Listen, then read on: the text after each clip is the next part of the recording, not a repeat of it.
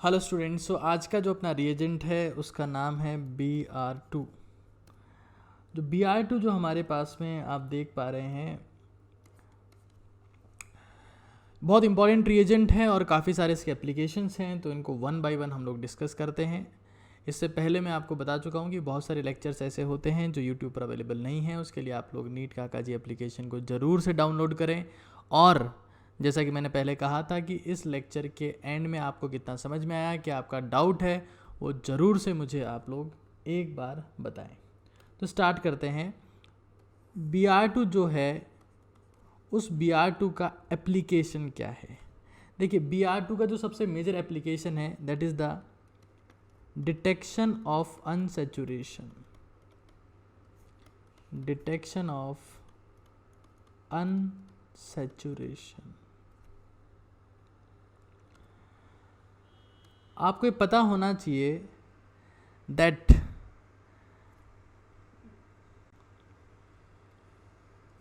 it is used in detection of unsaturated hydrocarbons. One more thing, Br2 is brownish red colored liquid. जो colour है it is brownish red. ये जो आप देख पा रहे हैं ना, इट इज़ ब्राउनिश। जिस कलर से मैं इसकी आउटलाइन बना रहा हूँ that is the brownish red. Okay, and one more concept that Br2 is coloured due to HOMO to LUMO electron transition. अब होमो का फुल नेम आपको पता ही होगा, that is highest occupied molecular orbital, और यह है लोएस्ट अनऑक्यूपाइड मॉलिक्यूलर ऑर्बिटल, जो आप लोगों ने मॉलिक्यूलर ऑर्बिटल थ्योरी में पढ़ा होगा। इस कॉन्सेप्ट पर जेईई एडवांस में ऑलरेडी क्वेश्चन आ चुका है। चलिए, तो अब Br2 जो है उसका कलर रहने के लिए, if Br2 wants to stay colored, it must be in the state of molecule. अगर ये मॉलिक्यूल से एटम में कन्वर्ट हो गया तो colour will disappear. Colour will disappear in atomic form.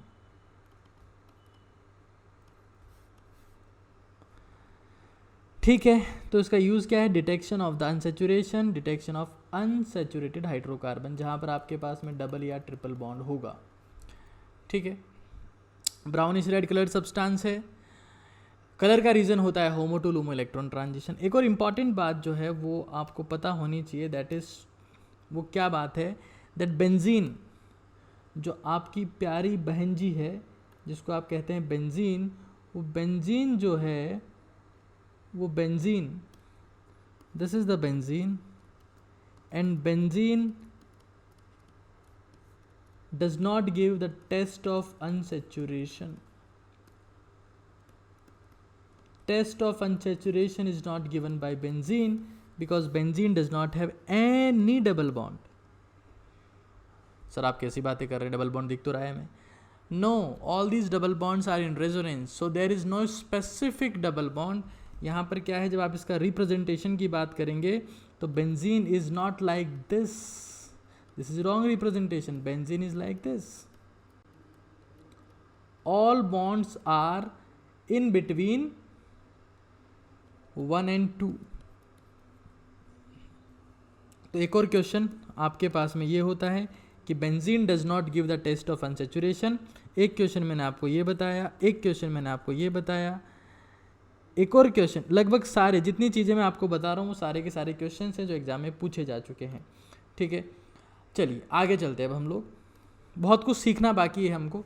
एक बार बात करते हैं मैकेनिज्म की, उसके बाद बात करेंगे स्टीरियोकेमिस्ट्री की, जो Br2 की रिएक्शन होती है, और उसके बाद हमारे पास में कुछ एक प्रॉब्लम्स हैं जिनके बारे में हम लोग डिस्कस करेंगे, ठीक है।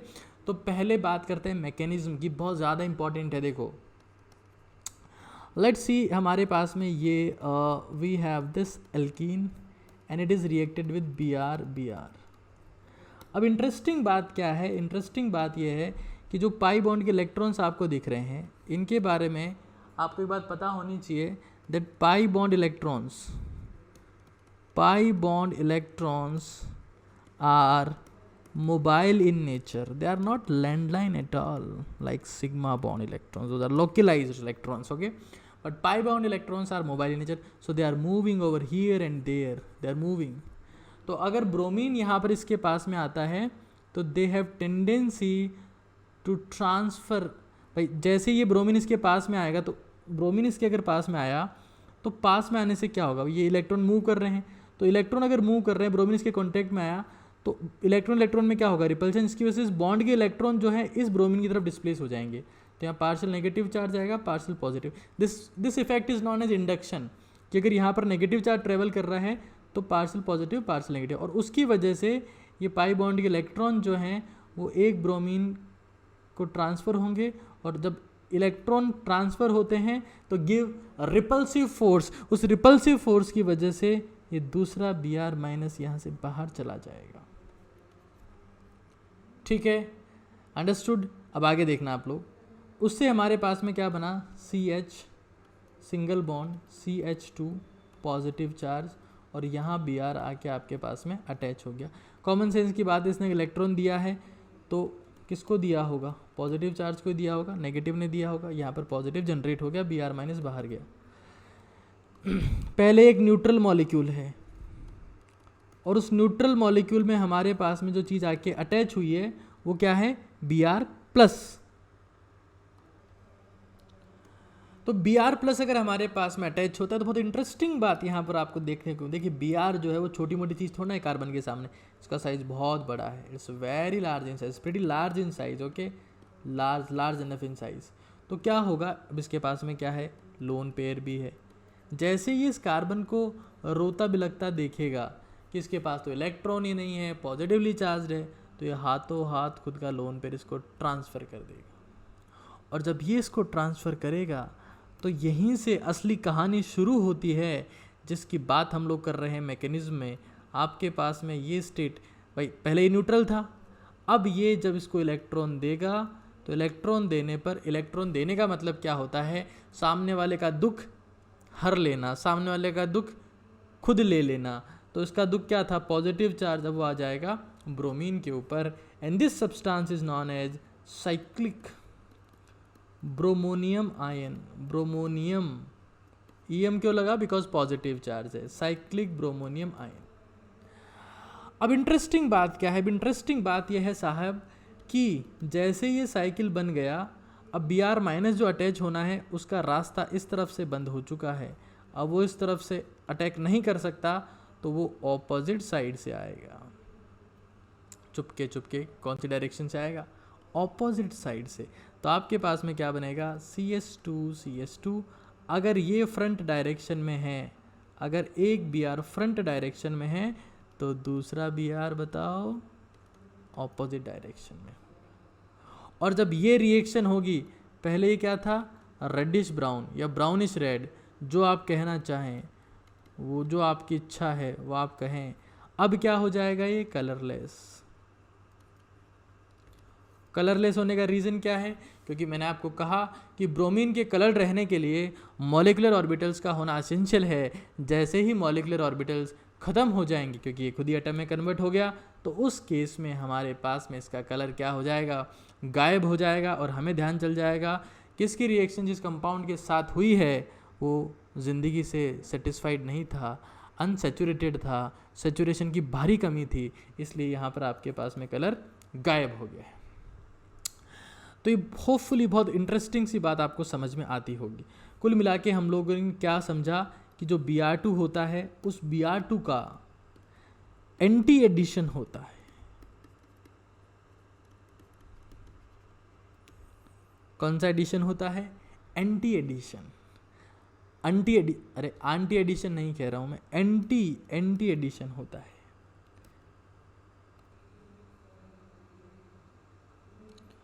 तो एंटी एडिशन यहाँ पर हमारे पास किसका होता है, ब्रोमीन का होता है। ये बात समझ में आई होगी आपको। थोड़ा आगे चलते हैं, स्टीरियोकेमिस्ट्री क्या है। ये फिर से बहुत इंटरेस्टिंग बात है, बहुत इंटरेस्टिंग बात मैं आपको आज बताया जा रहा हूँ कि इसकी स्टीरियोकेमिस्ट्री क्या है, जिसके बारे में मैंने आपको बेसिक बात बताई। देखो, स्टीरियोकेमिस्ट्री में हम लोग क्या सीखेंगे, स्टीरियोकेमिस्ट्री में हम ये सीखेंगे कि जैसे मान लीजिए फॉर एग्ज़ाम्पल ये कोई आपके पास में एक एल्कीन है, ठीक है, और इस एल्कीन का कॉन्फ़िगरेशन क्या है, इट हैज़ सिस कॉन्फ़िगरेशन। तो इस दुनिया में अगर किसी भी सिस एल्कीन पर सिस अगर उस पर एंटी एडिशन होता है तो CAR ध्यान रखना है। कार से क्या समझे कि जब भी किसी सिस एल्कीन पर एंटी एडिशन होगा तो रेसिमिक मिक्सचर का फॉर्मेशन होगा। और रेसिमिक मिक्सचर के फॉर्मेशन का मतलब क्या होता है, रेसिमिक मिक्सचर के फॉर्मेशन का मतलब होता है कि आपके पास में जो भी सब्सटेंस जनरेट हुआ है वो दो फॉर्म में रहेगा, दो एनेंशियोमर्स उसके बनेंगे। मतलब आप देखिएगा, जब यहाँ पर ये CH3H और यहाँ पर आपने Br जोड़ा, दूसरे में CH3H और यहाँ पर आपने Br जोड़ा, ये कार्बन भी किरल हो गया है और ये कार्बन भी किरल हो गया है। इन दोनों कार्बन्स की वैलेंसी जो है वो डिफरेंट है। तो ये जो सब्सटेंस हमारे पास में बनता है वो उसको हम कुछ इस फॉर्मेट में रिप्रेजेंट करते हैं।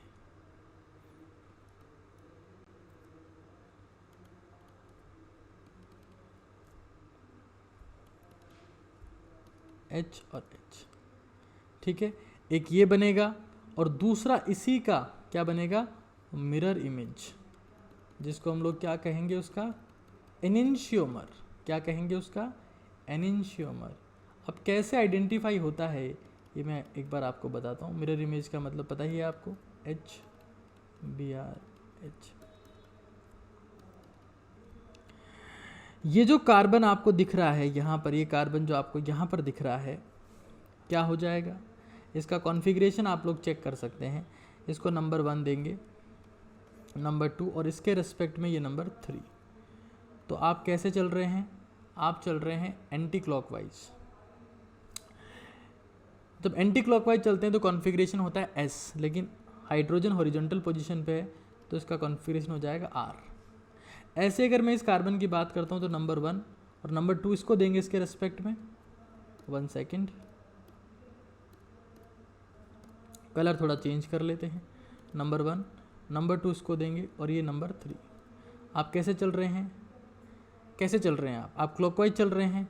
क्लॉकवाइज चल रहे हैं तो आपके पास में कॉन्फ़िगरेशन कैसा आएगा, अगर आप क्लॉकवाइज मूव कर रहे हैं तो सोचिए एक बार। इसको मैंने यहाँ कहा 1, यहाँ इसको कहा 2 और यहाँ इसको मैंने कहा है 3। अगर मैं मूव कर रहा हूँ 1 2 3, इज इट क्लॉकवाइज और एंटी क्लॉकवाइज, क्लॉकवाइज और एंटी क्लॉकवाइज, सोचिए एक बार। ये आपके पास में जब मैं इस तरीके से मूव कर रहा हूँ तो अगर आप इस तरीके से मूव कर रहे हैं तो आप कैसे मूव कर रहे हैं, आप मूव कर रहे हैं इसमें क्लॉकवाइज। और हाइड्रोजन अगर हॉरिजॉन्टल पोजीशन पे है तो इसका कॉन्फ़िगरेशन ऐसे हो जाएगा। इससे पहले एक बार वापस एक बार मैं आपको दिखाता हूँ। अपन इसमें थोड़ी सी गड़बड़ी की है, वो गड़बड़ी जो की है वो थोड़ी सी क्लेरिफाई हो जाएगी आपको। एक बार वापस समझाने से आपको बहुत ज़्यादा फ़ायदा होगा और चीज़ें बहुत सिंपल फॉर्मेट में क्लेरिफाई हो जाएगी। एक बार आप लोग समझिएगा इसको शांति से। वापस से इस कार्बन का कॉन्फ़िगरेशन देखते हैं। आपको जस्ट क्या करना है, इस कार्बन से कनेक्टेड जितने ग्रुप्स हैं उनको उनकी एटॉमिक नंबर के बेसिस पर अरेंज करना है। तो इसको आपने दिया नंबर 1। अब ये दूसरा कार्बन ये भी है और यहाँ पर भी एक कार्बन है, दोनों में से किसको प्रायोरिटी मिलेगी, इस वाले कार्बन को, बिकॉज अभी आगे ब्रोमीन से कनेक्टेड है। ये तो तीनों में हाइड्रोजन से ही कनेक्टेड है, ठीक है। उसको नंबर 3 दिया, तो आप कैसे मूव कर रहे हैं? क्लॉकवाइज, क्लॉकवाइज मतलब आर, लेकिन हाइड्रोजन कहाँ पर है? हॉरिजॉन्टल पोजीशन पर है, तो इसका कॉन्फ़िगरेशन होगा एस। ऐसे अगर मैं नीचे वाले की बात करता हूँ तो इस कार्बन के रेस्पेक्ट में ये क्या हो जाएगा? नंबर 1। ऊपर वाला कार्बन क्या हो जाएगा? नंबर 2। ये हो जाएगा नंबर 3। तो आप कैसे मूव कर रहे हैं बताइए? क्लॉकवाइज मूव कर रहे हैं। हाइड्रोजन कहाँ पर? Horizontal, S. तो दोनों का कॉन्फ़िगरेशन एक जैसा है, तो एक जैसा कॉन्फ़िगरेशन है, एस कॉन्फ़िगरेशन है, तो ये लाइट को एक ही डायरेक्शन में घुमाएगा। जो दूसरा वाला है, अगर आप इसका कॉन्फ़िगरेशन फाइंड आउट करते हैं तो दोनों का कॉन्फ़िगरेशन आर आएगा। ये दोनों आपस में क्या है? ये दोनों आपस में एनेंशियोमर्स हैं, एनेंशियोमर्स। ये लाइट को डायरेक्ट करने की या घुमाने की इनकी एक स्पेसिफिक डायरेक्शन होगी। ओके, तो अभी मैंने आपको क्या बताया? अगर आप सिस एल्कीन पर एंटी एडिशन करवाते हैं तो रेसमिक मिक्सचर बनेगा, और इसका ऑपोजिट आपको साइमल्टेनियसली ध्यान रखना है। अगर आप ट्रांस एल्कीन पर, आपके पास में कोई ट्रांस एल्कीन है और उस पर आपने क्या करवाया? एंटी एडिशन, तो ट्रांस पर जब एंटी करवाते हैं तो बनता है मीज़ो। क्या बनता है? मीज़ो। देखो, जो मीज़ो होता है उसमें इंटरनल ऑब्स्ट्रक्शन होता है। जो भी आपके पास में मीज़ो होगा, मीज़ो मतलब क्या होता है? इंटरनल ऑब्स्ट्रक्शन की वजह से ऑप्टिकल एक्टिविटी नहीं होती है। Internal obstruction destroys optical activity. मतलब उसमें क्या होगा? जब भी हम लोग मीज़ो की बात करते हैं, देखो, जब भी हम लोग मीज़ो की बात करते हैं तो मीज़ो कुछ ऐसा हो सकता है। यहाँ बी आर लगाया, यहाँ बी आर लगाया, ये CH3H CH3। अब तो आप लोग खुद सीख गए होंगे कि कैसे कॉन्फ़िगरेशन चेक करना है। तो मीज़ो में क्या होगा? आपस में अंदर ही अंदर उसको कॉन्फ़िगरेशन को कैंसिल करेगा, रोटेशन को कैंसिल कर देगा। देखते हैं 1 2 2 इस कार्बन को दिया है, और 3 कैसे घूम रहे हैं?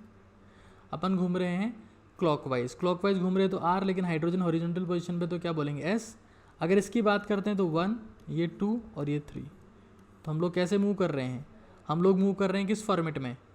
हम लोग मूव कर रहे हैं, आप देखिएगा, एंटी क्लॉकवाइज। मतलब आप देखिए ये क्या है? ये एंटी क्लॉकवाइज है, मतलब एस, लेकिन हाइड्रोजन कहाँ पर है? हॉरिजॉन्टल पोजीशन पर है, तो क्या बोलेंगे इसको? आर। तो ये इंटरनली आपस में कैंसिल कर देता है, और एग्जैक्टली इसको आप 2 पार्ट में डिवाइड कर सकते हो। आप देख सकते हैं इस कॉन्फ़िगरेशन को आप एग्जैक्टली 2 पार्ट में डिवाइड कर सकते हो। ये दोनों हाफ पार्ट एक दूसरे की क्या है? मिरर इमेज है, तो इसको हम बोलते हैं मीज़ो। चलिए, तो थोड़ा सा एडिशनल मैंने आपको बता दिया था। एक बार हम लोग अब आगे चलते हैं, हम लोग डिस्कस करते हैं कुछ प्रॉब्लम्स। ठीक है, एक बार क्वेश्चन देखिए क्या होगा इसमें। बहुत सिंपल क्वेश्चन है, बी आर ऐड हो जाएगा, ठीक है, एक आगे की तरफ एक पीछे की तरफ। इस एल्किन को देखिए किस टाइप की एल्किन है? सिस। आपने इसमें Br2 ऐड करवाया तो क्या बनेगा? CAR, racemic mixture. Racemic mixture में ये ऑपोजिट CH3, और साथ में क्या बनेगा इसका? एक और एनेंशियोमर। क्या बनेगा इसका? एनेंशियोमर। तो ये बहुत सिंपल सी बात है, आपको पता होनी चाहिए कि किस केस में एनेंशियोमर बनेगा और किस केस में आपके पास में बनेगा मीज़ो। ठीक है, एक कॉन्फ़िगरेशन आपके पास में आर होगा, एक कॉन्फ़िगरेशन आपके पास में एस होगा, आर प्लस एस। तो उसको हम लोग क्या बोलेंगे? Racemic mixture. लेकिन एक ही मॉलिक्यूल में अगर आर भी हो और एस भी हो तो उसका मतलब वो क्या है? मीज़ो है। चलिए एक और क्वेश्चन देखते हैं। यहाँ पर आप देख सकते हैं ये आपके पास में ट्रांस एल्कीन है, और ट्रांस में अगर आप एंटी एडिशन करवाएंगे तो आपके पास में किसका फॉर्मेशन होगा? Br H CH3 और CH3। तो इसको आप लोग क्या कहेंगे? क्या कहेंगे बताओ आप? ये इसमें इंटरनली आपस में क्या होता है? मिरर इमेज होता है। तो इसको 2 पार्ट में आप डिवाइड कर सकते हैं, इट्स वेरी सिंपल। चलिए अगला क्वेश्चन देखते हैं। यहाँ पर आपने ऐड करवाया तो कॉमन सेंस की बात है कि जो Br होगा आपके पास में ऑपोजिट डायरेक्शन में होगा, तो Br और एक पर CH3 है और एक पर H। किसी भी कार्बन पर आप CH3 कह सकते हैं, यहाँ पर तो H है ही, ठीक है, बट Br जो है वो आपस में ऑपोजिट साइड में होगा। So it's pretty simple question, I think इसमें कोई दिक्कत आपको नहीं होनी चाहिए। मेरे हिसाब से ये आज का सबसे टफ क्वेश्चन है। फिर से इसमें वो कॉन्फ़िगरेशन की बात है, आपसे पूछा गया है कि x क्या है। तो कॉमन सेंस की बात है कि यहाँ पर डबल बॉन्ड रहा होगा। खैर उससे पहले एक बार आपको कॉन्फ़िगरेशन चेक करना पड़ेगा। नंबरिंग करते हैं, this is 1, this is 2 and this is 3। Hydrogen देखिए इसमें डैश पर ही है, तो आपको कॉन्फ़िगरेशन को रिवर्स करने की ज़रूरत नहीं है, जिस फॉर्मेट में चल रहा है उसी फॉर्मेट में चलने दो। तो इसको आप घुमाएंगे तो क्या है, क्लॉकवाइज, मतलब आर कॉन्फ़िगरेशन है। अगर आप इसकी बात करते हैं तो this is 1 second, let us change the colour, this is 1, ठीक है, ये आपके पास में 1 हो गया। यहाँ पर इसमें पीएच कनेक्टेड है, 1 सेकेंड, पीएच, ये आपके पास में 1 हो गया। उसके बाद में आप 2 किसे कहेंगे, ऑब्वियस सी बात है, सेकंड आप इसे कहेंगे, और थर्ड आपके पास में ये हो जाएगा। तो 1 2 3 कुछ इस तरीके से आप मूव कर रहे हैं। So what is this, anti clockwise, मतलब ये क्या है आपके पास में, ये क्या है आपके पास में एस, ठीक है। अगर ये आपके पास एक आर है एक एस है, अगर आर और एस एक ही मॉलिक्यूल में होते हैं तो उसको हम लोग क्या कहते हैं, मीज़ो, क्या कहते हैं, मीज़ो। और मीज़ो किससे बनता है, हमेशा हमेशा बनता है ट्रांस एल्कीन से। इसका मतलब ये एल्कीन ट्रांस रही होगी, ट्रांस होने का मतलब इसका कॉन्फ़िगरेशन ऐसा रहा है।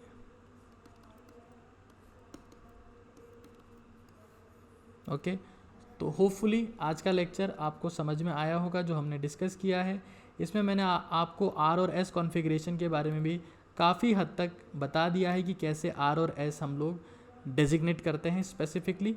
तो उसकी वजह से लेक्चर थोड़ा सा लंबा हो गया है। मैं उम्मीद करता हूँ आपको ये समझ में आया होगा और आपने दिल से इसे सीखा होगा।